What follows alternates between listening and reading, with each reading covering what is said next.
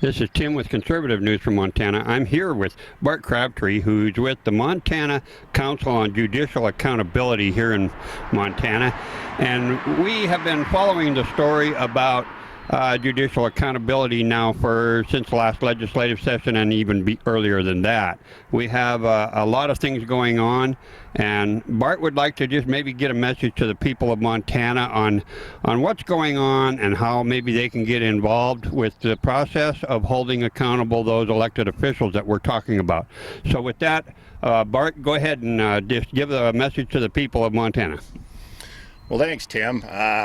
I guess what we're doing is chasing accountability to our judicial system here in the state of Montana. There's just a complete lack of accountability with our prosecutors and our judges and the courts specifically. This last session we brought House Bill 685, which would have created the state's first conviction integrity unit. Statistically, approximately 5% of people that are in the penal system, whether in prison, jail, or probation and parole, are factually innocent. There's a difference between a direct appeal to the Supreme Court, who looks only at a legal basis of an appeal, versus a factual basis where people, when they file like a post-conviction relief petition, that's when all the facts actually come out in a case, such as perjury, misconduct in the courtroom, facilitation by a judge, wrongful convictions. I call them false convictions because that's really what they are. So we're pushing for a conviction integrity unit here in the state of Montana called the Montana Innocence Inquiry Commission. So with that, Bart, with that commission, that Innocence Inquiry Commission, who would that be directed at? Would that be directed at the judicial branch with, say, for example, the Attorney General, or does it entirely take it right down to the district or even maybe the Justice Court level? Well, it would be a statewide commission that if somebody was wrongfully convicted and the evidence shows that they were wrongfully convicted, they can file a petition of innocence with this commission, who would immediately start to investigate what happened that caused this wrongful conviction, whether it be perjury by state's witnesses, misconduct by police officers or prosecutors. So, does that tie into what we currently have right now with what's known as the Judicial Accountability Commission, which take a look at judges? We've had that discussion before, where we have the court appoint, if you will, some of their own to oversee complaints on some judicial accountability, and where's that at right now? Well, right now, actually, what you're referring to, Tim, is the Judicial Standards Commission.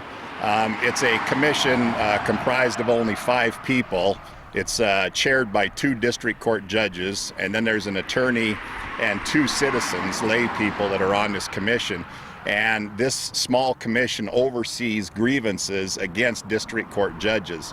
And what we're doing is trying to abolish that commission and bring in a citizens panel that would oversee these grievances against these judges. So in that case, where you have a couple of citizens that serve on that current commission, how do they get there? Do they get appointed politically? Or is it done, because again, fairness and openness is always a question when it comes to these boards that advise and or make decisions on the people's rights. Yeah, the 2 judges that are on the commission are actually voted on by the Montana Judges Association, and then the attorney that sits on that commission is appointed by the chief of the Supreme Court, who is McGrath right now. Okay. And then the 2 citizens are appointed by our governor. And a law was passed this last session that requires that anyone that is appointed or voted into that commission has to be approved by the Senate Judiciary. They have to be confirmed by the Senate Judiciary.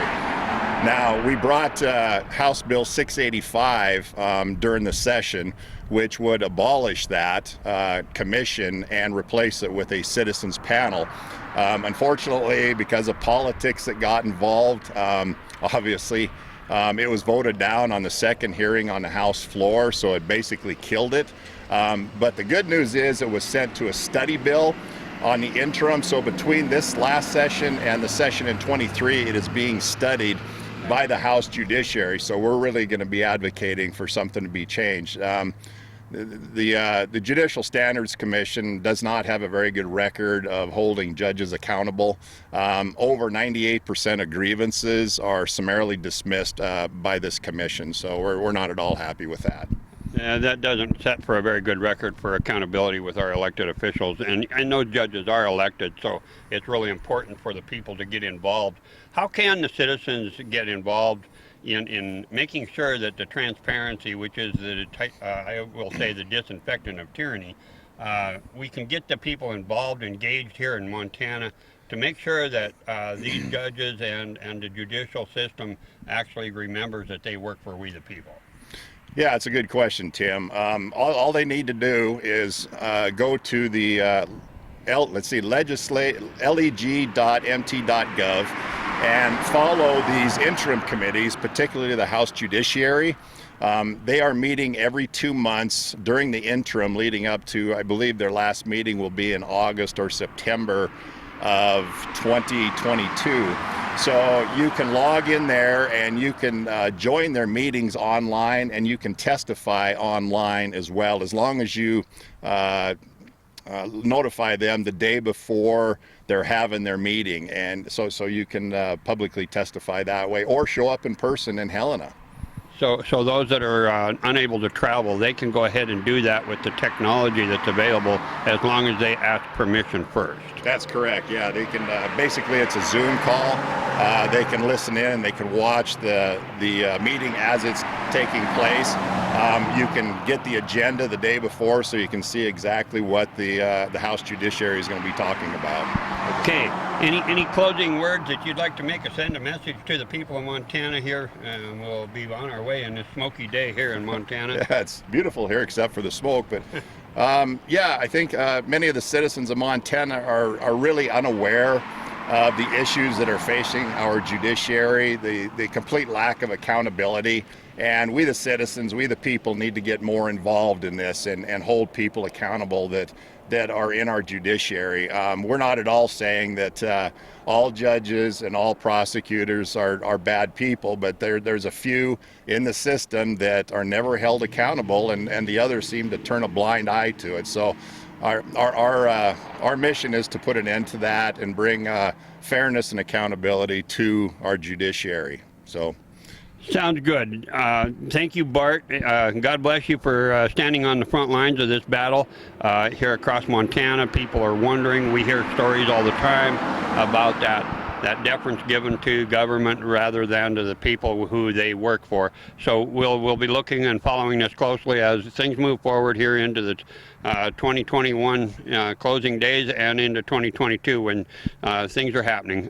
Everything's happening at the local level and on up, so get engaged. Absolutely. And if you need any information, give us a holler.